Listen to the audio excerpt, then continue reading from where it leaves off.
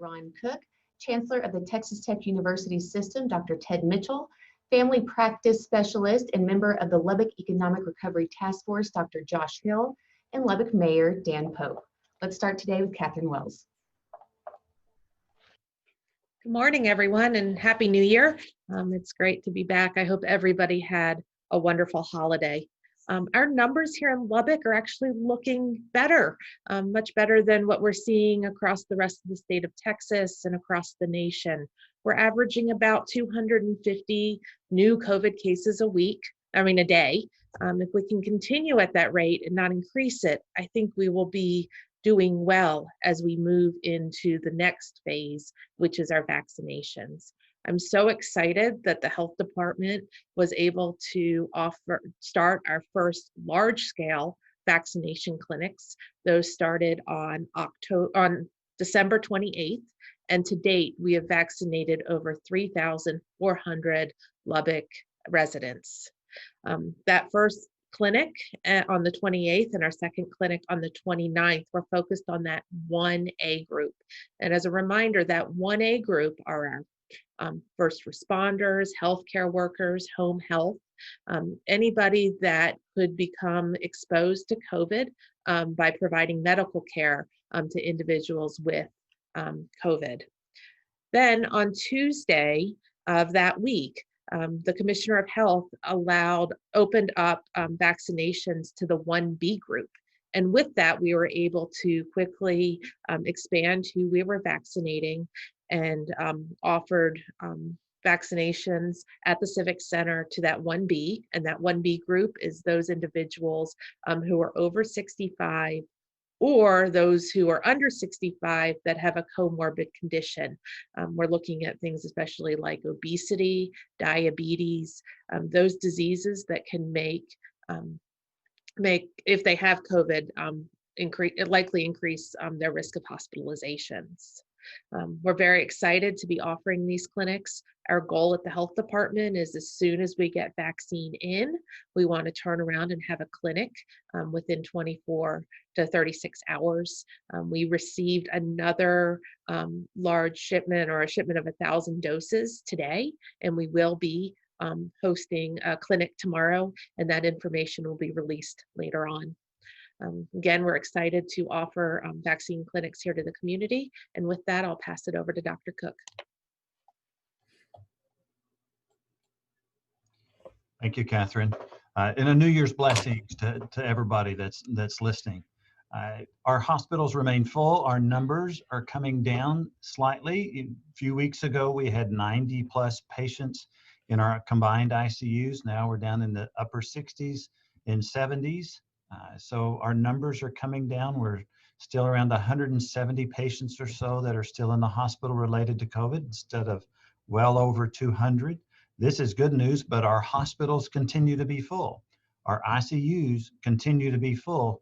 Now that we've made a little bit of room in the ICUs, we're having other sicker patients from what normally comes around during these time of year that patients need ICUs. So our hospitals are still at significant capacity.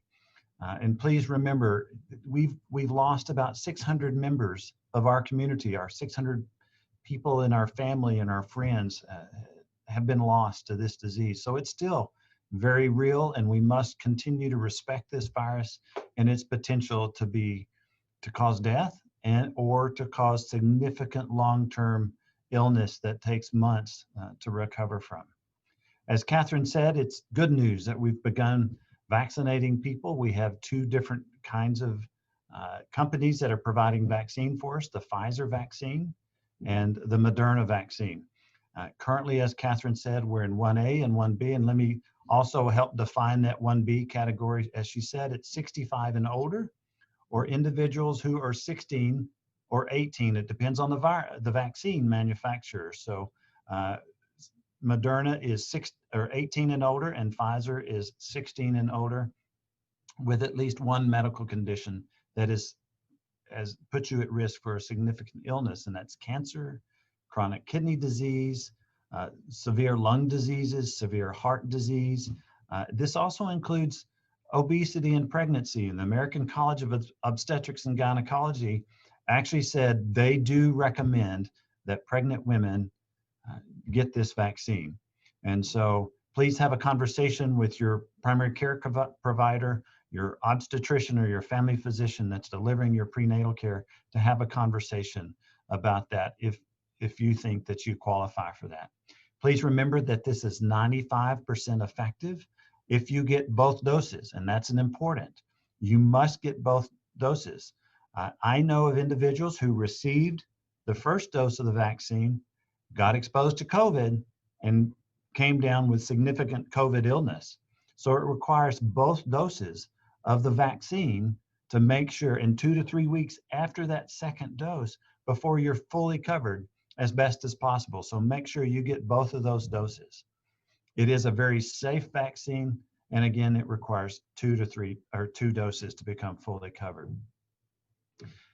The CDC did put out a recommendation that if you had a significant reaction that required epinephrine or something like an EpiPen, which is epinephrine, after you receive the vaccine, if you had a reaction that required that, it is recommended that you do not get the second vaccine or the second dose. So we've had very little reaction. Most of them are the typical common reactions to this vaccine: soreness in the arm at the injection site, some low-grade fever, some chills, muscle aches, just kind of like a myalgias, or we call them muscle aches, those sorts of things. So you might expect that if you get the vaccine, when you get the vaccine. So just look out for those. Those are not severe reactions. It's where you have to have the epinephrine. So significant wheezing that we need to give you the epinephrine for. We are diligently working to disseminate and vaccinate all the vaccine that we receive. And you'll hear how much we've had. We've already given 3,000 doses out through the health department. This is fantastic news. And then lastly, don't put your guard down. We've got to hit 70 to 80% of vaccinated individuals in our community before we reach that herd immunity. And so we must continue to wear our masks. We must physically distance, and you can socialize even though you're physically distanced, 6 feet away from somebody. Stay in small groups and wash your hands. And we also have the antibody infusion drug. So if you're positive and you're in one of those high-risk groups, please call your primary care physician so we can get you in to get those bamlanivimab or Regeneron infusions in you to help you feel better. That concludes my part. And remember, nothing shows that you care for others except by wearing a mask and social distancing. Thank you so much. Let me hand this off to Dr. Mitchell, the Chancellor of the Texas Tech University System. Dr. Mitchell. Thanks, Dr. Cook. Happy New Year, everybody. I don't want to restate things that Catherine and Ron have gone over, but it's important for everybody to remember that all of the data clearly indicates that there are a few groups that are the highest risk for problems with the virus, and those are the folks that are over 65 and those folks that have other illnesses as well, other comorbid states, and Ron described those just a moment ago, so I won't go back over them. But the idea behind using what we're calling the 1A and 1B approach to who's getting the vaccinations on the front end, keep in mind that while we're focused with these vaccinations on the 1A group, the healthcare workers, the frontline workers, and the 1B group, the group that we've been discussing above the age of 65 with comorbid states, the point behind that is to not only go after the folks that are taking care of us and go after the folks that are at highest risk for real problems, but keep in mind there's a benefit to the community by taking this approach. So if you really address the frontline workers and make sure they get vaccinated, then you reduce the absenteeism amongst those folks that need to be there taking care of everybody. And when you really focus on those folks that are older and that have other illnesses, not only do you help with them directly, but from a community perspective, you also reduce the pressure on the healthcare system. So you reduce hospitalizations, you reduce people having to be transferred to the intensive care unit, to be put on a ventilator. So there's a benefit to the community for addressing these groups first. I would ask that everybody be patient about this because we're having meetings regularly with folks at the state level and the federal level, and more vaccinations will be coming.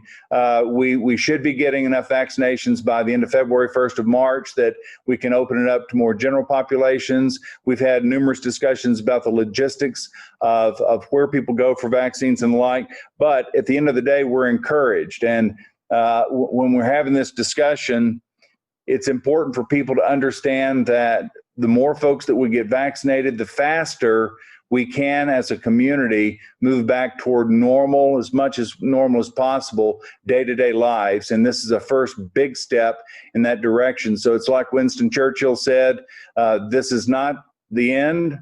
It's not even the beginning of the end, but it is perhaps the end of the beginning. So with that, I'll turn it over to Dr. Josh Hill. Josh?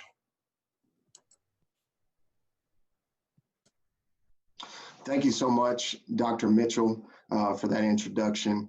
I just want to take a few moments and speak to everyone in the community about the importance of us doing our part to ensure the safety and health of everyone that we're close to here in Lubbock, Texas. And this vaccine has been a real blessing as far as the medical community is concerned.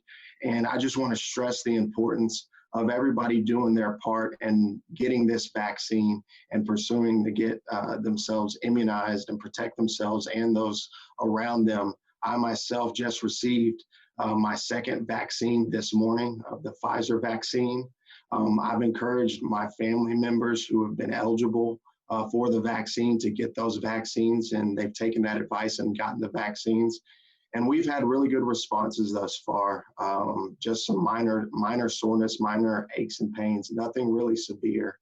And that's what we're seeing with our medical group and our hospital system. We haven't really seen very many severe reactions at all.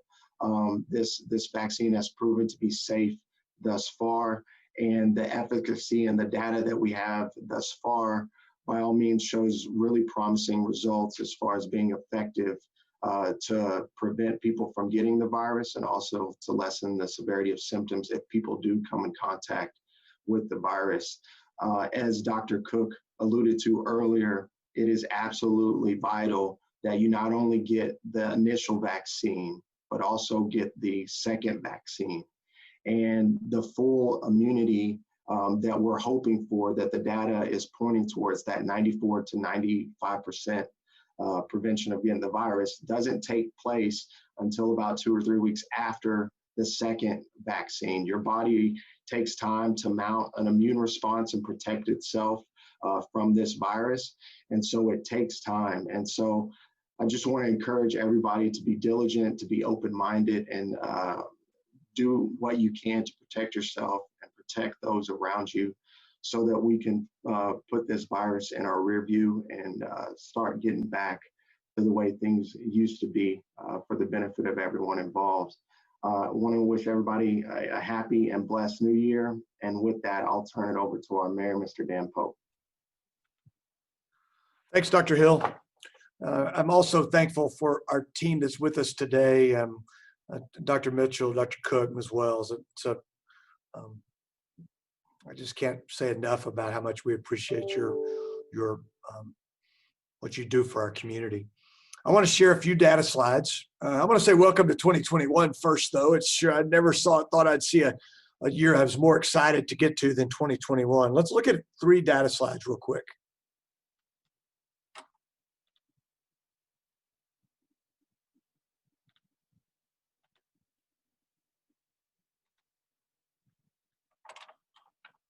Bear with me for a second here. Okay. First of all, this is the state's hospitalization rate.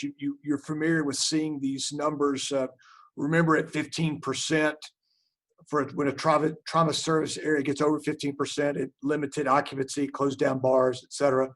You can see this, I think, adds some data to what both Ms. Wells and Dr. Cook had mentioned earlier. But recall we talk about hospitalization rates, that even though COVID rates are going down, this is the time of year that hospital censuses people in hospitals go up because of cold weather and cold and flu season. Case count by age group. We're averaging about, over the last 14, 16 days, we're averaging a little more than 250 new cases per day. So that's positive. That's still too many cases, but it's fewer than what we've had experienced in the last 75 days. You can see where the cases are. Unfortunately, they're very spread out among all age groups. And then finally, hospital beds, remaining hospital beds. So this shows you on a daily basis that open beds and patients holding, and whether we have a surplus or a deficit. And you can see that for the last 3 days, we've had people waiting for beds at this snapshot time on a daily, when we get it every day. Okay. Stop share. I think I'm back. So let me make a few comments, and before I get into some details on vaccine. First of all, I want to share my words of empathy and sympathy to families and individuals and businesses who've been impacted by COVID-19. It continues to take a huge make a huge blow to our community, and our thoughts and prayers remain vigilant for all of you, and it's important that I share that with you. I do believe that planning is an antidote, or the antidote, to panic, and we're working very hard to plan for an increased vaccine supply. So let me tell you where we are today, and I've got some notes I want to make sure so I don't miss anything. So the state receives a weekly assignment from both Pfizer and Moderna it comes through the federal government, of vaccine doses. They then assign these doses across the registered and approved providers around the state, and then they give notice back to the federal government and to the recipient, and then those allocations are shipped directly from the manufacturers, and they're posted on the Department of the Dish's website, where everyone can see how those are being allocated. Now, those assignments are made in line with the appropriate 1A and 1B guidelines, as Ms. Wells and Dr. Cook talked about earlier, in an effort to try to widely spread the distribution of these doses. At the local level, we have found that we have very limited lead time. In fact, 24 hours or so generally from time we are notified to receive the doses. All of the doses that we're receiving at the city to Ms. Wells' Public Health Department are the Moderna doses. Now, we are able to transfer within the city. And if you followed our numbers, you know that we've vaccinated many more people than we've received doses. And that's because we've had our partners share with us, and we're thankful for our health systems, for Covenant and UMC, for being a good partner in sharing doses with us that they could not use quickly, to allow us to get those doses in people's arms. We remain in very close contact with state leadership regarding Lubbock and our need for more supply. As soon as this occurs, we will have prearranged scheduled clinics for all the eligible population. Our number one goal is to make vaccinations available as quickly as possible and in an efficient manner as we can provide them. Later today, as Ms. Wells mentioned, we will announce a vaccination clinic for tomorrow. That clinic will run from 10 to 3 tomorrow. Our release, which will come out shortly after this press conference, will explain the two primary ways for you to get an appointment for tomorrow. One will be through our Select a Seat capability. Remember, that's our ticketing that we use for events, and we're not doing any events right now, but this is a free event. So it's not like you have to pay, but if you have a ticket, you're going to have a time to get vaccinated tomorrow. If you don't have access to the internet and you would prefer to call, we'll provide a phone number for you to call. We've expanded our bandwidth, and we hope that our phone system will support your phone calls.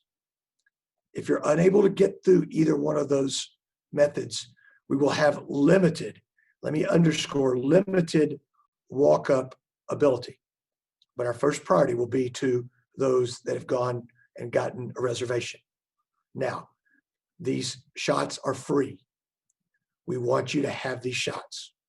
We hope that by the end of this week, we will be able to announce what could be a daily clinic beginning early next week and continuing into the foreseeable future. I had a chance on Monday to visit our clinic at the Civic Center. I was blown away by how well it was organized. We had a lot of community partners providing help that day also, school nurses as an example. I think the neatest thing about it was the excitement that I saw. I saw tears of happiness coming from many of our residents, our citizens, who feel like they're close to the end of their race when they get the first vaccine. They got to get the second one, but there's truly excitement, and that is wonderful. In fact, I ran into a friend as I was leaving, and he was coming in to get in line for his vaccine, and he texted me later that day, and he said, "It's great to see Lubbock citizens fighting back against this nasty disease." There is light at the end of the tunnel. It's a bit brighter today.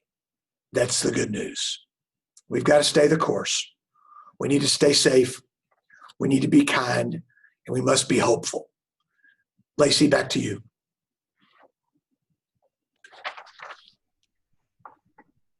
Thank you so much, Mayor.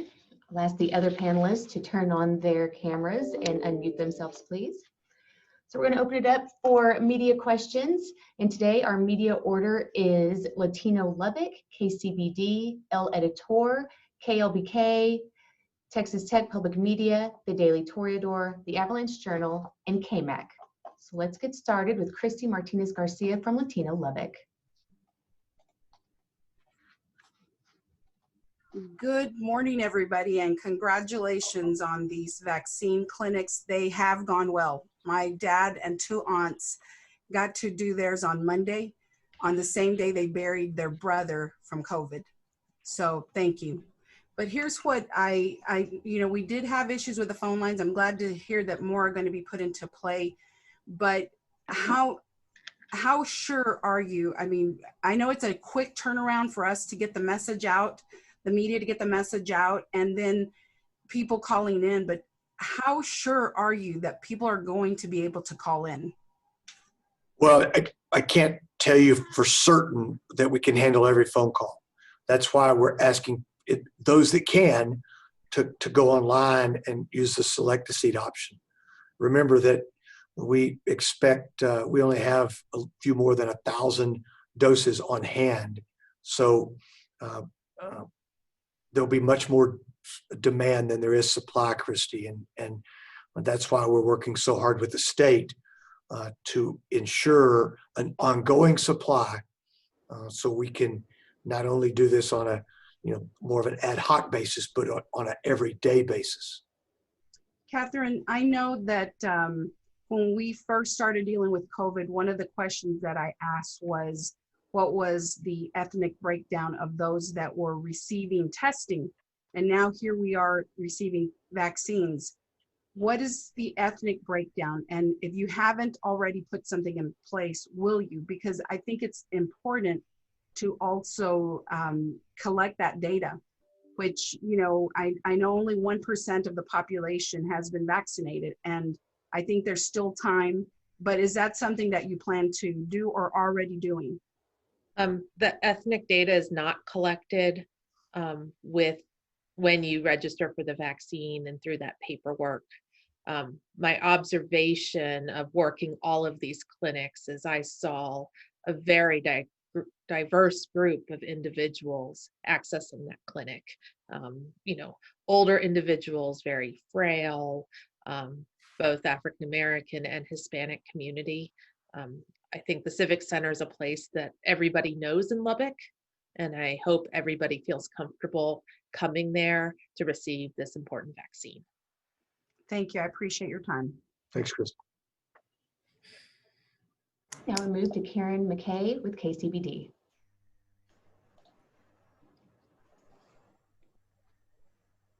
Happy New Year. Thanks, Karen. Let's say that I had 2 doses of vaccine to protect me against the virus. Then could I still pass the virus on to someone else as a carrier, even though I'm protected? Dr. Hill, you want to take that one? Absolutely. Thank you so much, Ms. McKay, for your question. To be frank, it's a little bit too early for us to be able to give you a foolproof answer on that. The vaccine is designed, of course, to prevent people from becoming infected with the virus. We do know that people still have the capabilities to carry some of that viral load and transmit it to others potentially. Our hope is that with the vaccine, we reduce transmission by reducing how many people get sick, and also reduce that viral load to reduce transmission as much as we can. There's no clear-cut answer just yet. Our hope is that you would not be able to transmit it to others that you come in contact with, but it's just too early for us to know right now. All right, thank you. And I have a question for Dr. Mitchell. The idea has been to give the vaccine to the people who need it most. How do college students fit into that? They're not high risk for getting sick, but they are high risk for spreading it. So when do you see a push for that age group to get vaccinated? That's a great question, Karen. What we're looking at is, and we had some discussions about this yesterday, we're hoping that by mid-February, first part of March, that the vaccinations coming to us, the allotments that are coming to us consistently from the state and the federal government will be enough to open it up to the general public, which would include the students in that. As you know, one of the things that we've done at our system, at the tech system, is we've pushed back the classes at Texas Tech University. Classes got pushed back to January 20th, and in order to keep people at home during this period of time where, in the middle of winter, where people are clustered together and the like. So we will continue as the semester rolls out to be reinforcing social distancing, masks, hand sanitizing, things of that nature, just like we did during the fall. And then the idea would be, as more of the vaccine becomes available consistently, then we'll open it up through our student health services and things like that for the students. Right. Thank you. Sure. Thank you, Karen. Now we move to Olga Guerrero with El Editor.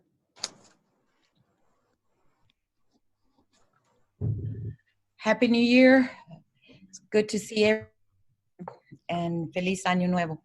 I have a lot of questions, but I know I'm limited, but just to let our readers out there to know that do expect a lot more changes as this goes on. A lot of people are concerned in the school field. They're concerned if all caregivers, all teachers, administrators that are going to be with our children, or even in the hospital, people that are working there, will they all be vaccinated? And for those that do not get vaccinated, will they continue being around people that are sick and still keep working, or is that going to be limited? Or I don't know how that's going to be handled, but if that could be, you could put some light on that, that would be great. Look, you want to talk a little bit about healthcare professionals and how we've handled that? I can comment a little bit on the schools after that, if you'd like. Sorry, did you point to me? Yes, if you don't mind. I didn't hear the first part of it. Yeah. they're in the categories, and we're going to get those vaccinated. I know LISD has already made some progress in getting their teachers vaccinated, so we want them to get vaccinated. So yes, they need to be vaccinated, because we do think that's important for them to do so. The healthcare professionals, Dr.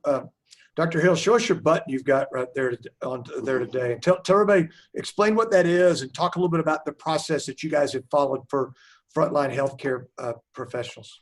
Yeah, Covenant or hospital system has been wonderful. I have a button that says I've been vaccinated, and has a picture of the coronavirus with the huge red line through it. Our health system, as soon as they got their allotment, they sent out mass emails to the providers within the hospital system and providers within Covenant Medical Group, our outpatient clinics. And we were all able to register online and reserve a spot to get vaccine at the hospital, at the Knipling Center. And so that started rolling out, I believe, on December the 15th or December the 16th. And so I'm just one of the lucky folks that were in that first group, and I received my first vaccine on December the 16th and got my second one this morning. I haven't grown a tail, and I'm still upright. So I'm really happy about that. And that's just the kind of, once we know how many vaccines we're going to have and how to best distribute those, I think more folks will have the ability and the capacity to get this vaccine. And that's something we're working really, really hard at over at Covenant. And I know our friends at UMC are doing the same. And we're just going to have to continue to do that every single day till we get everybody vaccinated that wants to get vaccinated.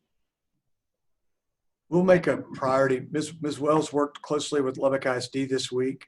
We vaccinated about 500 of their people. We'll make a priority as we have supply. We'll make a priority of working with our school districts to make sure that we vaccinate those of their employees that qualify in the 1B area.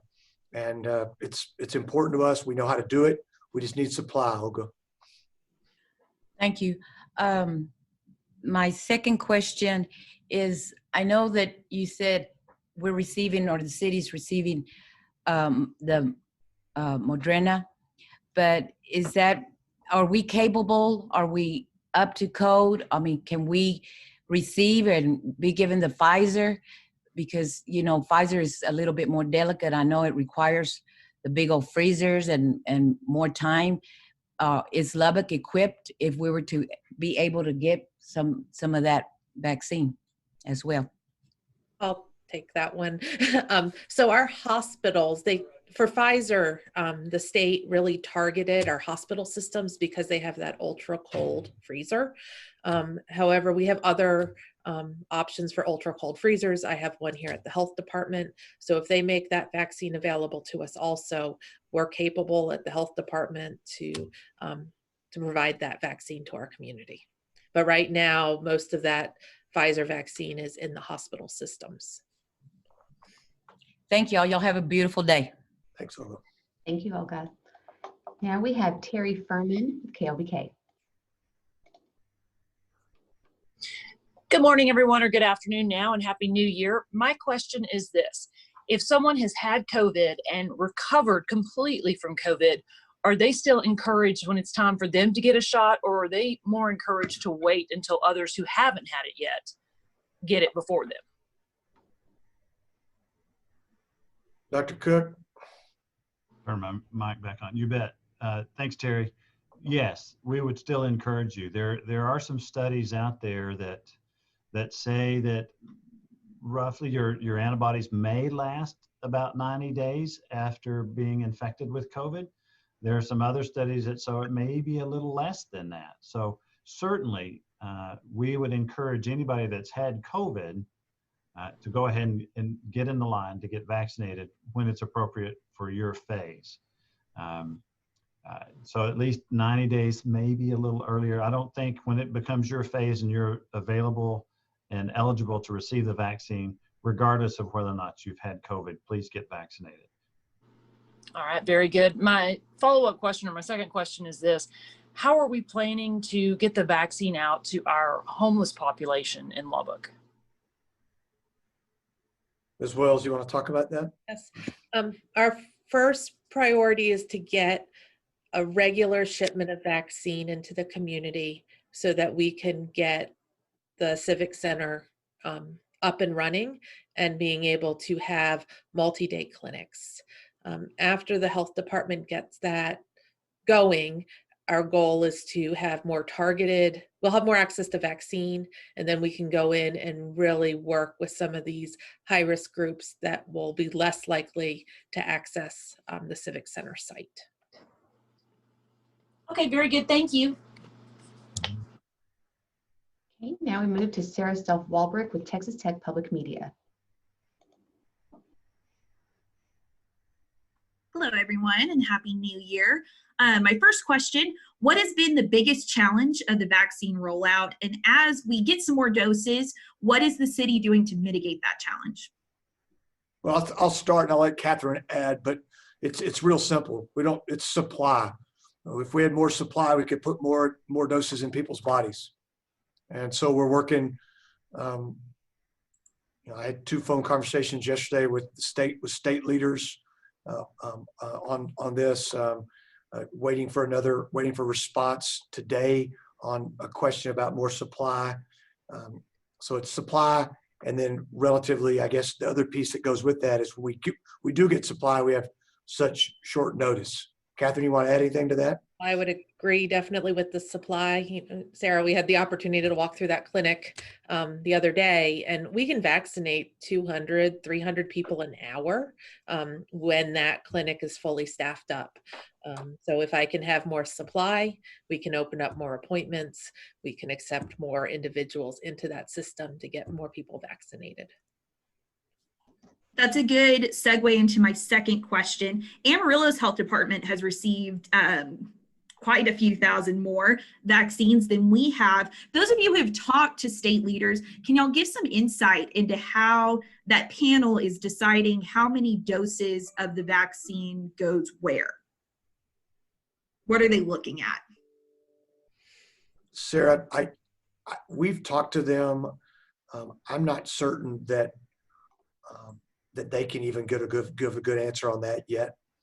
I do know that the governor's office feels like it makes more sense to set up large scale vaccination operations like what you've seen in Lubbock and in Amarillo. And I believe you will start to see the supply to support those being readily available. Okay, good deal. Thank y'all. Thank you, Sarah. And just to note, Dr. Mitchell had to leave due to a prior commitment. So now we have Mateo Rosales with the Daily Toreador.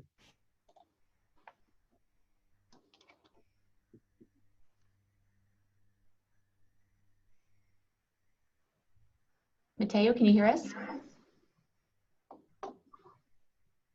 Hello, can you hear me now? Yes. So sorry about that. So my first question is, with this new COVID-19 virus straining from the UK coming into America now, does this vaccine help prevent from that infection again, or is it still unknown at this point?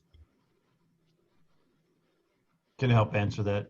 From all the studies that we've seen so far, we still expect that to the current vaccine to work on that more infectious strain of this virus. These are directed at the protein coats or the spikes, and we don't think that that's the mechanism that's affected by the virus.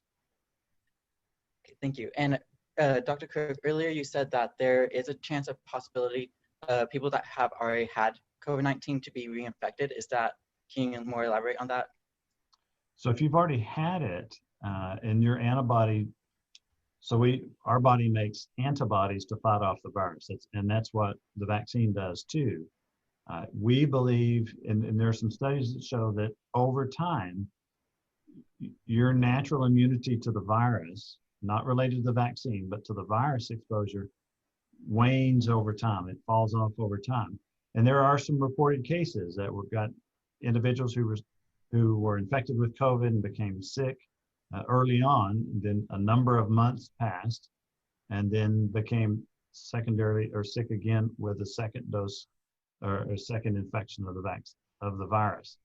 All the more reason to make sure, regardless of whether you've had COVID or not have COVID, that you get the vaccine. Thank you so much. You bet. Thank you, Mateo. Now we have Matt Dotre with the Lubbock Avalanche Journal.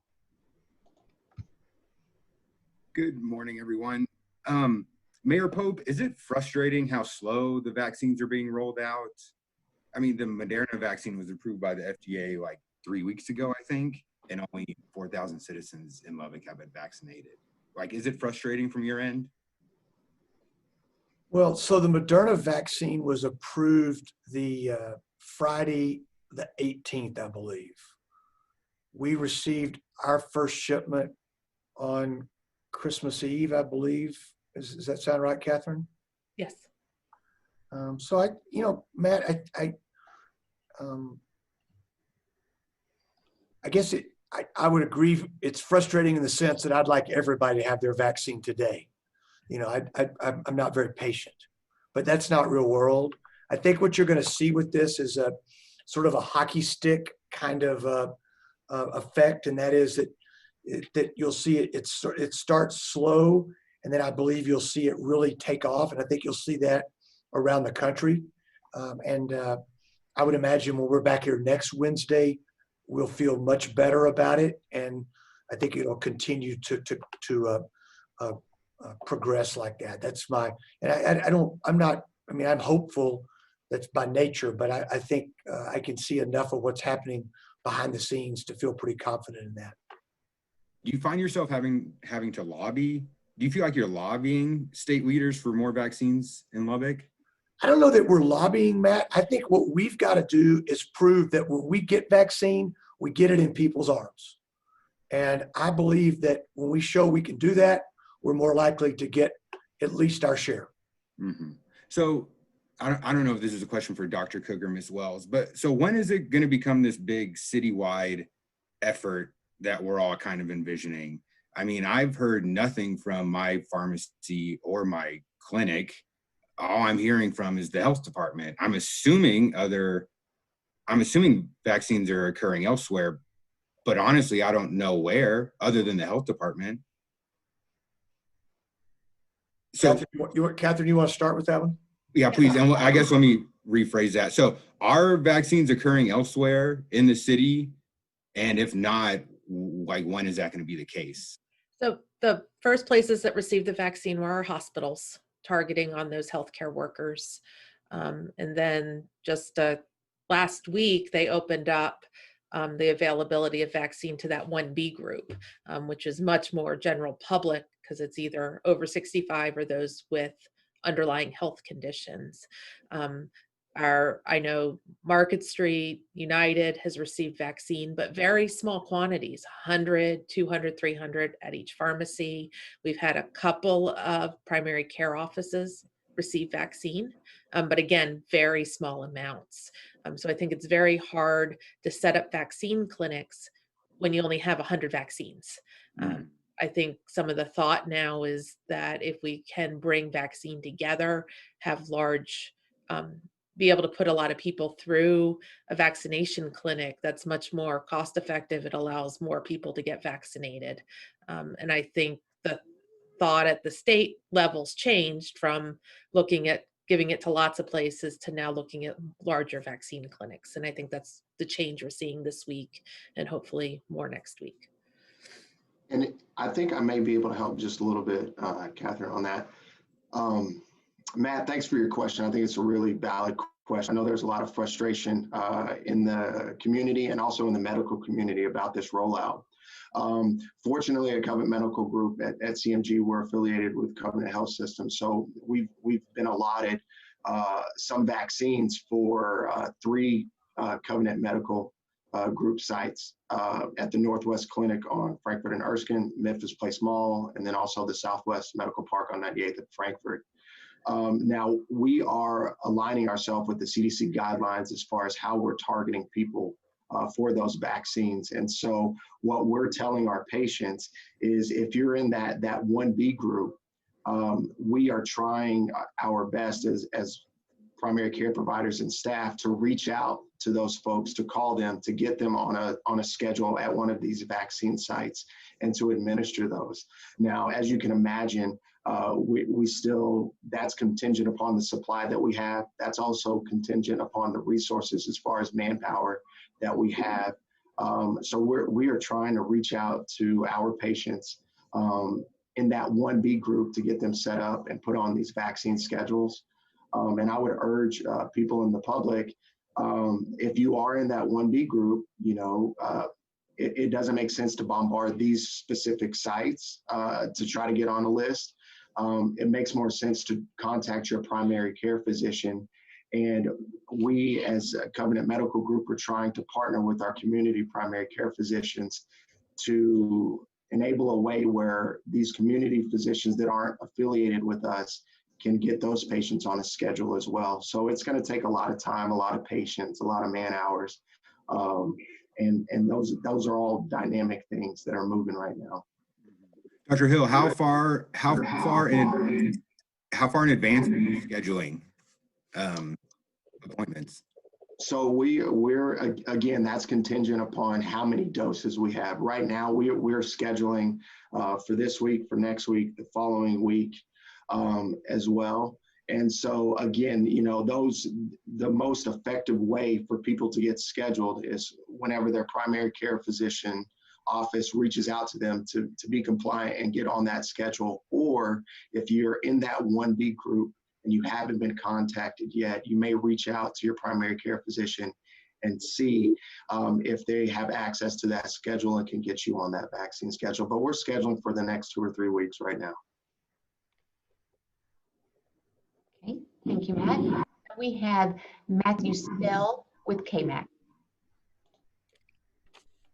Thanks so much, Lacey. Happy New Year, everybody. My first question, really my only question today, is for either Mayor Pope or Catherine Wells. Did we anticipate the phone lines earlier this week to be overwhelmed as they did, or is it just that, just so many people were calling and wanting to get vaccinated, which is a good thing? Of course, now with the select to see option, are we hoping that will remedy some of those issues? Yeah, we certainly did anticipate the demand, Matthew. We've done our best to provide not only more phone capability beginning later today, but also an online access to select a seat. We think that will provide a better sources of access. Matthew, once we know more about the supply, we very well may schedule people further in advance, much like Dr. Hill was just talking about. But it doesn't do us good to schedule somebody for next week when we don't know if we'll have supply for them. Got it. Makes sense. Thank you so much, sir. Thank you. Okay, thank you, Matthew. This concludes our news conference for today. Thank you so much for joining us, and thank you to our panelists and our interpreter. We will be releasing more information this afternoon about tomorrow's public health COVID-19 vaccination clinic. We will share that information with our media partners on our social media accounts and on the city website. We'll see you next time.